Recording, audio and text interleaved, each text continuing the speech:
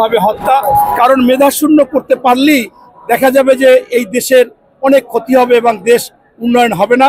সেই যেদিন মেধাশূন্য করে আমাদের বাসা থেকে যারা বুদ্ধিজীবী ছিল তাদেরকে ডেকে নিয়ে এসেছিল যে একটু পরেই আবার ফেরত আসবে, কথা আছে, এটা বলে এনে একেবারে সরাসরি গুলি করে তাদেরকে হত্যা করেছিল।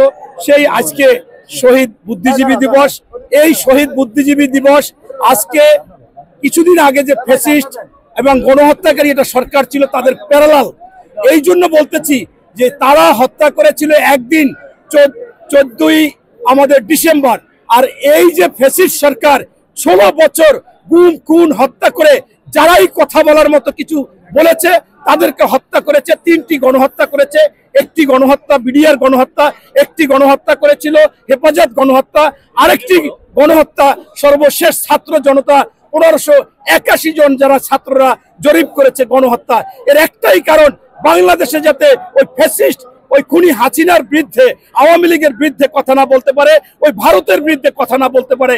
আজকে দেখেছেন যে এই দেশ থেকে পালিয়ে গিয়েও সেই ভারতে বসে বসে ষড়যন্ত্র করতেছে এবং ভারতের রাষ্ট্রীয়ভাবে তারা সমর্থন দিচ্ছে এবং বিশ্বের কাছে এই ভারত আজকে সবচেয়ে মিথ্যা তথ্য, ভুয়া তথ্য এবং গুজবকারী একটা দেশ হিসাবে আমাদের দেশের উপরে বিভিন্ন রকমের, আপনারা ইতিমধ্যে জেনেছেন বাংলাদেশে প্রত্যেকটা হিন্দু বা সনাতন ধর্মের লোক মায়ের কোলে আছে, তারা বারবার সাক্ষাৎকার দিচ্ছে, অথচ তাদেরকে বিভিন্ন কৌশল করে ভারতে নিয়ে ভিডিও করে করে তাদের মিথ্যা প্রচার করতেছে। এই মুহূর্তে আপনাদের যারা মিডিয়া আছেন তাদের কাছে সবিনয় আবেদন করব, আসুন আপনারা দেশপ্রেমিক, আপনারা জাতির বিবেক এগুলো তুলে ধরুন এবং এই অন্তর্বর্তীকালীন সরকারকে বলবো যে আপনারা পররাষ্ট্র মন্ত্রণালয় এবং সংশ্লিষ্ট গোয়েন্দা সংস্থা, স্বরাষ্ট্র, এরা আপনারা প্রত্যেকে চেষ্টা করুন বিশ্বের কাছে তুলে ধরতে, নতুবা ওই ভারত কখনো আমাদের ভালো চায়নি।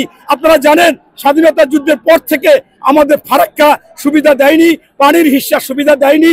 ওই সময় আমাদের মুকুটবিহীন সম্রাট আব্দুল হামিদ খান ভাসানী বলেছিল যে ত্রিপুরা আমাদের, আসাম আমাদের, পশ্চিমবঙ্গ আমাদের, অথচ আজকে উল্টা ভাবে বলতেছে যে তাদের নাকি চট্টগ্রাম দিতে হবে।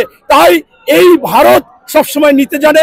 আমাদের বন্যার সময় পানি ছেড়ে দিয়ে আমরা যে ফসল উৎপাদন করি সেগুলো নষ্ট করে দেয়, মানুষকে শেষ করে দেয়, যাতে তাদের কাছ থেকে ফসল বা ওই আমাদের সামগ্রী আনা যায়, আবার পণ্য সামগ্রী আবার খরার সময় আটকে রেখে আমাদের করতে দেয় না। এই সব কিছু মিলিয়ে আমাদের আজকে প্রতিরোধ করতে হবে এবং আমরা প্রয়োজনে ওই সমস্ত জিনিস খাবো না, নতুবা আমরা অন্য অন্য দেশ থেকে আনবো, ভারত থেকে আনবো না, ভারতের চিকিৎসা নেব না।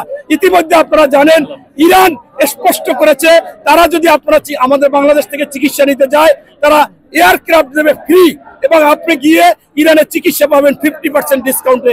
তাই বিকল্প দেশগুলোকে আমাদের বেছে নিতে হবে, ভারতের উপর নির্ভরশীল হওয়া যাবে না।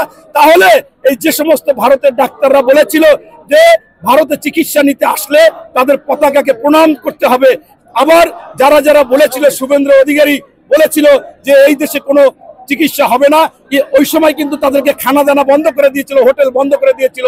তাই যদি আমরা আমাদের দেশপ্রেম থাকে, আমরা প্রতিজ্ঞাবদ্ধ হই, তাহলে ওই ডাক্তার, ওই শুভেন্দ্র, ওরা ভিক্ষার থালা নিয়ে বসবে, তাদের অবস্থা কখনো ভালো হবে না। ধন্যবাদ।